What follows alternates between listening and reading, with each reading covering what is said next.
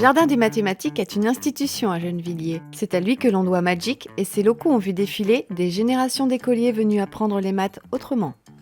En cette fin d'année, la structure expérimente une nouvelle façon de faire en se délocalisant pour venir à la rencontre de son public.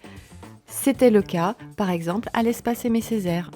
Dernièrement, on a essayé d'aller voir en fait plus proche au niveau des parents qui eux sont en contact avec leurs enfants la plupart du temps en fait et en fait essayer de les immiscer à notre manière, donc comme nous on a appris, voir quelle méthode utiliser pour apprendre par exemple la multiplication à leur enfant tout simplement, avec le matériel que nous on dispose au Jardin des mathématiques, mais qui est aussi possible de pouvoir créer à la maison, donc avec quelques petites bricoles. Malheureusement, il y a beaucoup de parents qui voient leur fils en fait échouer, que ce soit dans une matière ou dans une autre, donc il faudrait essayer de revoir la méthodologie et par exemple en passant par des mathématiques manuelles ou en fait en manipulant ce qu'on fait concrètement à l'école, ça peut vraiment ouvrir l'esprit à comprendre les choses d'une meilleure façon, parce que comme on dit, on est tous différents, on réfléchit tous d'une manière différente et chacun comprend en fait à sa manière. Et nous on essaie vraiment de s'adapter à ce genre de profil en fait tout simplement. Et si la méthode n'est plus approuvée du côté des enfants, il semblerait bien qu'elle soit en train de conquérir aussi leurs parents. Si ça plaît directement déjà aux enfants, il n'y a pas de raison pour que ça ne plaise pas aux parents. J'apprends des choses, c'est intéressant. Pour construire des choses et à l'école, on a besoin juste de goûter. Ils ont vu que les mathématiques, c'est pas que sur le papier et qu'on les embête avec les calculs, mais ça peut servir dans la vie. Et même si j'aime pas les mathématiques, maintenant j'aime bien les mathématiques, mais pas sur le papier, vraiment pour construire.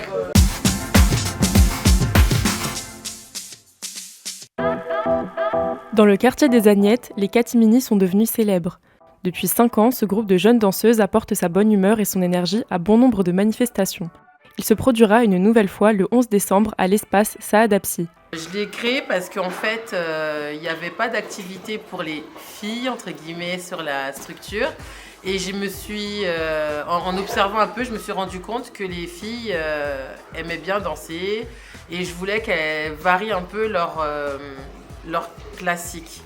Je trouvais que les musiques qu'elles écoutaient n'étaient pas forcément adaptées à leurs âges et je leur ai montré qu'il y avait des musiques qui étaient plus adaptées, qui bougeaient, qui donnaient de la joie de vivre. J'aime bien être en catimini parce que quand on est triste, eux, ils viennent nous réconforter avec un câlin, comme si on était une grande famille et j'aime bien danser parce que ça me fait apprendre plus de choses. Ça m'aide à m'exprimer à plein de choses, à exprimer ma joie ou ma tristesse. Quand je danse, en gros, les gens qui me connaissent pas, parce que de base, moi, je suis une fille timide, ça leur montre de quoi je suis capable, qu'est-ce que je peux faire. Et ça m'aide à m'exprimer. Quand, par exemple, je suis en colère, ça m'aide à me défouler. Ou quand je suis contente, ça me réconforte. Nouveauté pour ce spectacle de Noël, les catimini vont aussi chanter. Ce n'est pas le seul défi que leur lance Priska. J'ai un petit objectif puisque ma fille justement était anciennement catimini et elle a intégré le collège Édouard Vaillant. Et pendant les recrutements, Édouard Vaillant m'a dit qu'ils étaient très fiers des enfants qui étaient catimini puisqu'ils avaient grâce à moi une base. Et en général, les filles catimini vont au CHAD à cette école. Là, on nous a demandé des garçons. Je vais essayer d'en recruter un peu plus pour qu'ils puissent intégrer les CHAD chez Édouard Vaillant.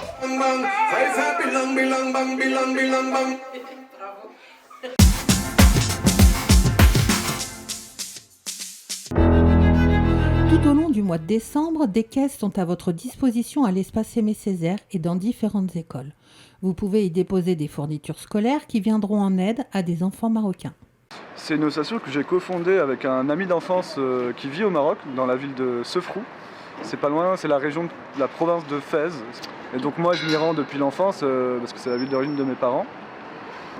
J'ai décidé de créer cette association pour avoir aussi un impact dans mon pays d'origine et aussi pour mieux connaître la ville de mes parents. J'étais assez intrigué, en tout cas curieux de savoir comment, au-delà de l'aspect social et familial, comment je pouvais m'impliquer, connaître l'histoire de la ville et aussi mobiliser des énergies là-bas.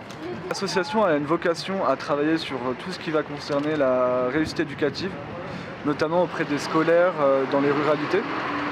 Et on a un point de sensibilité auprès des publics porteurs de handicap. et aussi aux familles monoparentales. Là, on se concentre exclusivement sur les fournitures scolaires. Avec l'association, on a réussi à investir dans un triporteur, ce qui va permettre justement de mener des missions dans les ruralités avec un accès qui sera facilité.